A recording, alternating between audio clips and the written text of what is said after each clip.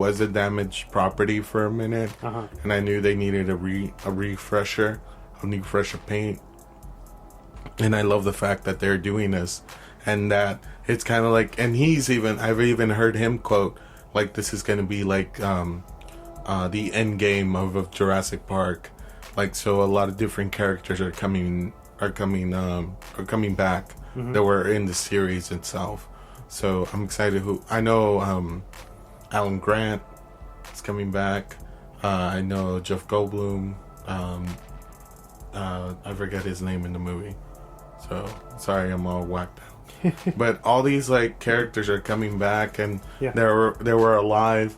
And I even heard somebody say that they're theorizing into making Samuel L. Jackson come back to the movie, which I don't know how you could do that because he was definitely killed. But hold on to your butts.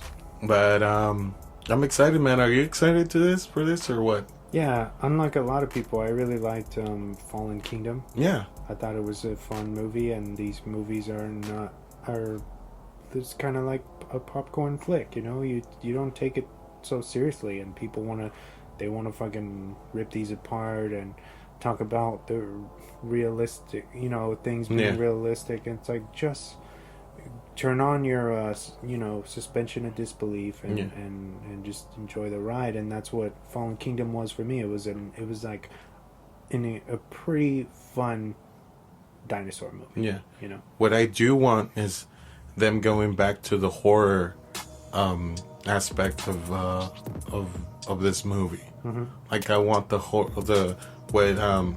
I'm a big fan of The Lost World, where like everything was like just super over the top, like horror tension wise, thriller wise, horror wise, like everything was just on a whole nother level. And I love that very much from this, and then I think they derive from it because I think they're trying to appeal to a younger audience as well. But I would definitely love to see something like Jurassic Lost World. Like, that would be dope. What'd you think of did you check out the new Universal Studios, like the updated Jurassic World ride yet? I haven't been up there. It's pretty cool. But from you and other people and YouTubers I've seen, I see it, and it seems really good, man. It's good. It's cool to see the effects of the mosasaur. You see the ride aspect hasn't really changed from the Jurassic Park ride, but there's different elements to it. So it seems pretty good, man. They mesh like some classic fixtures that we remember from the original ride with like new technology now, and kind of mesh them together. And I think it's fun and it works. And basically, it's just meshing what we know already with the new kind of technology that's out now, you know. Yeah. And they got the actors like Chris Pratt and Bryce Dallas Howard, and everybody that you know from the franchise, like kind of talking you through, and you know, you go on this little adventure and it's fun. Kind of like it. Like I said, it's kind of like a paint job. Like, they just refurbish everything, and it was good. I love it.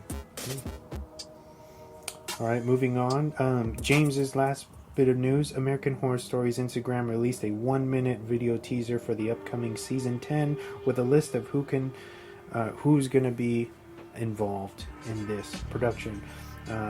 So we have Evan Peters, Sarah Paulson, Kathy Bates, Billy Lord, and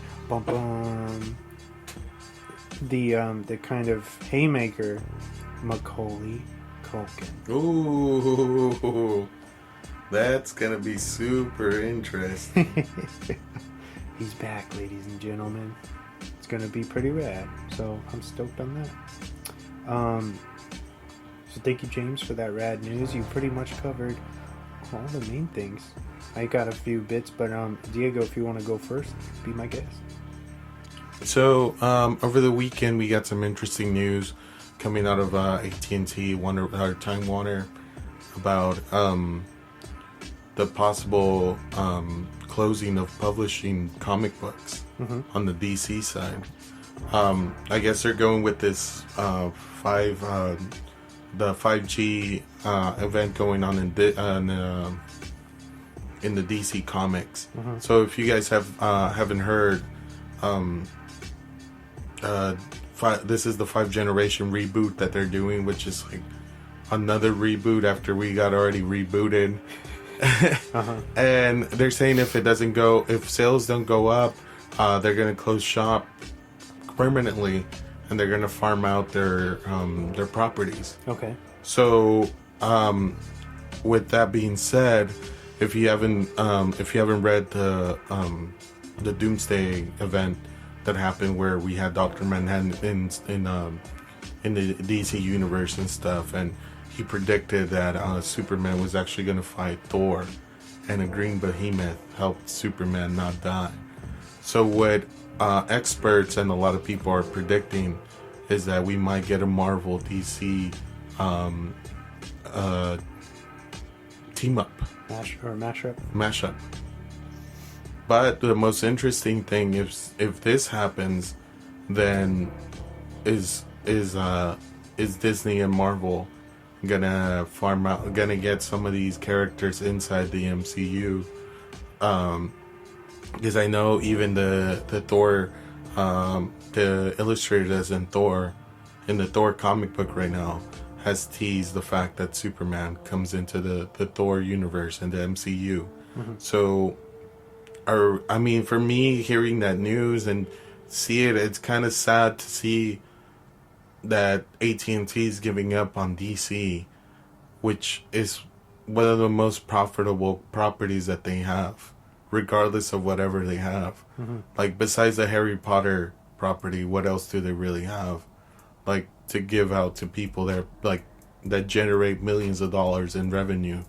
So for me, it's like, are they throwing in the towel to DC? Are they like, is this the end, or are we gonna see the Disney takeover again? Like, are they gonna take over the DC comic books? Are they gonna take over this era now? Like, that was the biggest question that I remember talking to one of my friends. Like, it sucks, but it's also cool because we get all these new characters. But, is Disney ready to make a huge bid to buy the entire DC property? What do you think? I guess I don't have an opinion. Yeah, I guess we just have to see where they go. See what happens the next couple of months. Yeah. It just kind of sucks. It sucks. It's really heartbreaking to hear that a company that's been over 100 years almost closed their doors, and they can't even. I personally was like, well, why don't you go digital? Which everything has been going digital. Like, why don't you already do it? Like, why don't you do it? And it's just heartbreaking to hear that they want to throw in the towel as far as publishing is concerned. And to me, I've collected several fucking comic books from DC. Has to be my favorite publisher of all time. But moving on, I know a Candyman teaser has been released, and I am excited. I don't know. Are you excited to see because I guess so. What's gonna happen is that this is gonna be a direct sequel to the first one. Okay. So they're gonna kind of delete the first and third movie. Yeah, retcon the two other movies didn't exist, and so Candyman itself was just a scary movie when I was a child. Like, I could just imagine what Peele's gonna do with this one, being an exclusive producer. I don't know. Are you excited about this? Yeah, definitely. Candyman was always like, it's never got the credit it deserves, for being like ahead of its time, very progressive, and very iconic, and I think it makes sense that they would bring this back. Like, this is a property that I'm like, yo, this makes sense, Yeah. I want to see more of this, and I'm glad that I know Tony Todd is involved, and that art. I haven't. So I'll be honest, and I was at work all day today, so I didn't. We're recording this Wednesday, right? Yes. So I haven't seen the teaser, but I did see the key art, the hook. Yeah. Drenched in honey, and it looks great, man. I'm excited for this. This is gonna be an interesting. I'm hoping that this become. But I haven't seen. We've yet to see Invisible Man, but what have we gone from the horror genre has not been the best. Mm-hmm. This year. This year. Yeah. Has not been the best. Yeah. And so I'm hoping that. It's only February though. Yeah. It's only February. Yeah, and I'm just hoping that we get some real good horror movies this year. I know, what's it called? Glass Eye? Mm-hmm. Is that what the production group is called? The one that got the Scream rights? Yeah, I think you're right. I think it's something like that. I'm just like, dude, let's hopefully pray that we get some good stuff this year. I mean, I'm not a big horror fan, but I could tell you, like, there's some stuff out there that we got. I'm like, no, why? No, hold up. But, yeah, man, so hopefully, Candyman comes out and they do it justice, like, and we get that fright going like we did when we were children. And definitely. So, yeah. And also, I wanted to touch on the global epidemic that's happening with the coronavirus and how it's affecting movies overseas and stuff, because I know movie theaters have been closed and cities have been quarantined for the last couple of days and even months. So, as you guys know, Sonic has been doing really good domestically and somewhat overseas, but you know, like a lot of, like, especially China, which has a huge population, has not been able to see Sonic and stuff, and there goes a bunch of money that the studio loses, and you know, they're even talking about not having a Sonic sequel, which I think it's like the stupidest decision they could ever do, because this movie's really good, and the fact they why would you tease something and not wanting to do it, a second part to it? Or just like the Power Rangers reboot was. Yeah.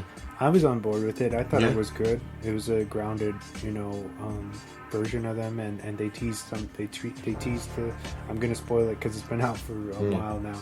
The Green Ranger. Yeah. And then we never got that sequel. Yeah. So. And it sucks. It sucks for the people that are suffering overseas and stuff, and it's never good. Yeah. But it's just like this affects. Disease affects everyone, even. And it's scary because this is it's like you said, it's becoming a huge epidemic, and they can't contain it. Yeah. And some of the, like, even when you're tested and stuff, and they think that you're clear, and then turns out that it's like deeper in the lungs, and certain things aren't working correctly, and then you have like countries not letting anybody in or kicking tourists out now. Yeah. It's just getting wild and wilder and wilder. I just hope they're able to contain this in a good amount of time. Yeah. But that's what I was saying with Birds of Prey and stuff. And that was one of the first things I said. We gotta think about the coronavirus being in the back of people's minds, and I feel like a few people on the show were just like, no, that's not, it has nothing to do with it. And it's like, actually, it could. It definitely could. Yeah, that's my last bit of news. Nice. So I'll try to fly through so we can move on to our Rex. I wanted to give a huge shout out to the Ken Cinema, who sadly, we record in San Diego, California, and we are lucky enough to have one of the oldest theaters still running today, the Ken Cinema, which is sadly, I guess they decided to close their doors at the end of March, I believe, is what I read, which is it's pretty devastating. Everybody's just kind